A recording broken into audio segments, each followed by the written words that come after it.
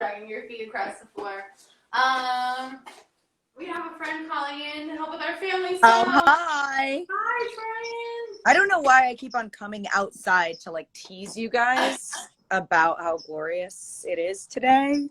I'll go inside so that you... Although it's way hot where we are, so I'd rather be indoors currently. Yeah. How hot is it where you are? I think it's about 93. Nope. Let me see how hot it is where I am. Definitely cooler than that. It's been so hot, and Chad's been building Earth Day like plant boxes for our backyard. Did you guys end up building them? Yeah. So Yes. You're building them. Oh yes, I am trying to build them, but it's been so hot. I actually spent the entire morning building a sunshade over the patio instead. That's super helpful. The boxes are going to need that anyways, right? Yeah, eventually. It's just not in the right spot. Like I was trying to build them on the patio and then move everything to where they're going to be. What are you guys going to I can always plant? move the sunshade. How are you guys doing? How's your Corona week been? Anything exciting happen in your world, or? Anything exciting happen in my Corona week? No, honestly, the most exciting thing right now is, oh no, I made a loaf of bread. That was the greatest. You made a loaf of bread? I made a loaf of sourdough bread. My sourdough starter worked. I made a loaf of bread. I'm really jealous that you made homemade sourdough. Sourdough is like my favorite thing to eat. Yeah. Yeah. Actually, so easy. I have a challenge for you. If you're baking what? bread now, you have to bake me a keto-friendly loaf of bread. That sounds terrible. Yeah, that's gonna be awful. It's like, well, I hear there are some recipes. I don't know. That's like, would you like to make me some matzah? Well, you know what? You know what I did see the other day? People from Brazil are here to see you. Hi. I did see that the New York Times had posted a gluten-free chocolate chip cookie, which they made from almond flour. And the cool thing about that is that it's really hard to find flour right now. And I'm getting really, like low on my supply. But you can take almonds and you can grind them up to make almond flour really easily. And then I bet you could make a really good bread out of that. Ooh. Although Yeah, I don't think you can make like I think some of the keto ones are coconut flour and Did almond your mom flour. make something? Yes. Or something? Yes. See, my best friend is a total foodie. And so she's stuck at home, so just going through all her fancy cookbook. So she started making macaroons, doing like the Pierre. I know. And now she started doing like the Pierre Hermé recipe. And every day she comes up with these like elaborate macaroons. And she's like, can I drive macaroons to your house? And I'm like, yes. Yes, Every please. day, just drive the macaroons to my house. And all of my friends have been doing that, like chefing. So I'm trying to convince them to just drive their food to my door. Well, I owe you guys. Yeah, last night I drove a slice of the bread over to my mom along with some blueberry muffins that I made and some groceries that I got for her. So it was a very nice like home baked delivery. I'll have to make you guys something too. That would be exciting. My mom's birthday's tomorrow. Really? Yeah. And so I'm trying to attempt to give her a hazmat hug. So she lives by herself, and she's over the age of 70, so like she hasn't touched a human in like, I don't know, like 2 months, and I feel like that has to be really difficult. Yeah. So Chad is gonna give me this giant paint suit, and then I have a face shield, and I'm just gonna like stuff her in this suit, and then she's gonna love that. And we're gonna have a hazmat hug. Hey, Troian, we just had a question as to whether or not you could say happy birthday to Bia, I believe it was. To Thea? Bia, B-I-A. B-I-A? Happy birthday, Bia. Did I get it right? Happy birthday. Happy birthday. Actually, this is odd, Troian, I don't know if you know this is really weird. Her mom and my dad have the same exact birthday.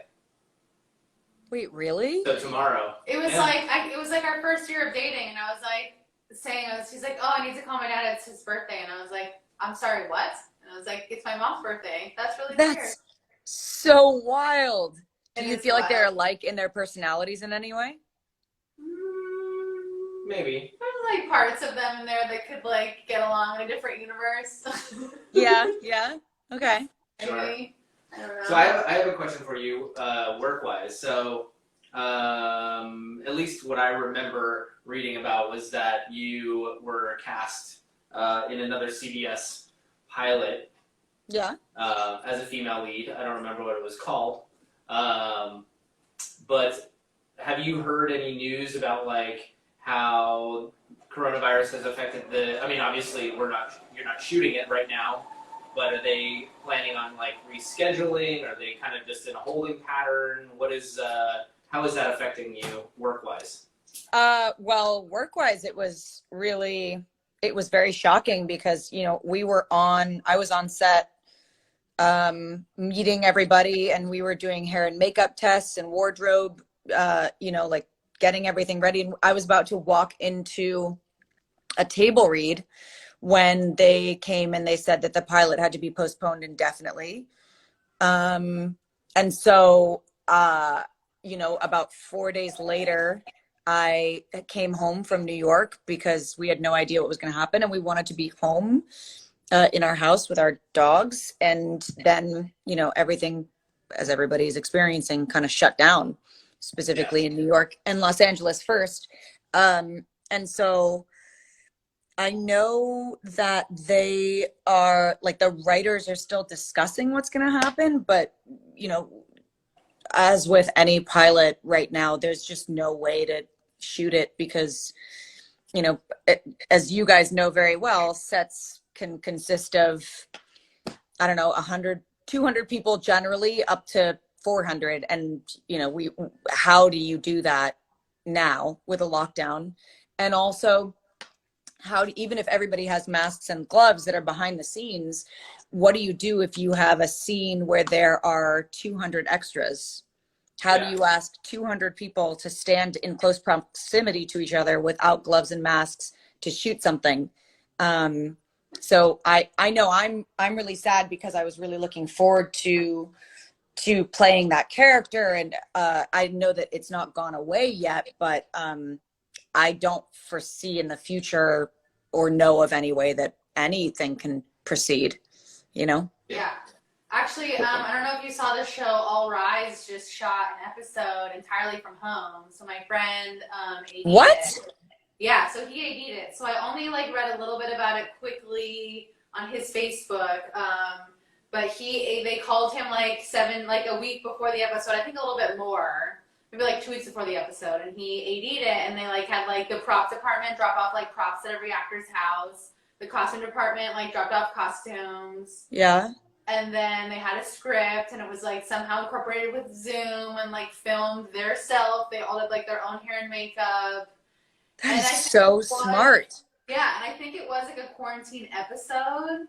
But like I know my little show here is like really gimmicky and silly, but like this is actually what the Steve Colbert, Jimmy Fallon show was. And I was like, yo, that was my idea 4 weeks ago, just so everyone's aware, is like this kind of thing is possible. It's like you can just have an event from your home, and Totally. like, that's what's kind of fun about it, is like I think it's going to challenge all of us who are creative. Like I feel like, at least in Hollywood, like it's a little bit like a formula, and I think we've just been like, our formula has been bumped, and we have to like get creative again.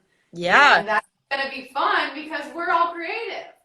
Totally. It's you know, it's really cool to see. I don't know if you guys saw the SNL Live from Home episode. I heard about it. I didn't see it. It's very funny. Go watch it. It's really cool because it's the same thing. You see people that are so wildly talented, and you know, it's great when they have the sets and when they have the hair and makeup, but when you see them just stripped down to themselves at home, you know, it's almost funnier because you can see how talented they are and how good at their jobs they are. And it's like it brings those people down to even like an even more human level, because it's like they're able to relate to every human being because everybody is really truly in the same boat. You know, it's like it doesn't really matter. Maybe you're in like a fancier place, but you're still stuck in your place, and you still can't go anywhere, and you still can't see your family. So it's like this time more than ever, I feel like everyone really is in the same boat. Totally. Yeah. I posted a few days ago. We were cleaning our house, and I decided to start doing chores in the way of different movie tropes. So I decided to like Bona Express my floors, pretending that I was about to set fire to the house. And I'm working up a couple of different situations for the future that I'm really excited about posting online. So like you said, you know, do what you can. We're all in the same boat. We're all staying home, cooking, cleaning, doing what we can to entertain ourselves. So I think I'm gonna continue down that path and see how creative I can get as a cleaner for my house. I like it. I tried to convince Chad Hugh. I tried to convince Chad Hugh to dress up in onesies with me and do this like weird robot dance. Yeah. Then I ended up doing that by myself. So Yeah. I mean, it's what we're talking about is kind of like very similar to what brought about, you know, the surge of reality television, actually, right? Like originally, Sure. Oh yes, yeah. like it was a writer's strike or whatever it was, and you know, that kind of brought the onslaught. Yeah, I think the hilarious thing about it though is like I don't know. At what point was there ever a point in which reality TV was not scripted? I'm asking you. I agree. I agree. You know, it's like I think this is different. I also think it's like I personally feel like our country was in this negative, really negative space, like with Trump and all of it. And the coronavirus took that negativity and like warped it into like this place where extraordinary positivity is coming out of it. And That's true.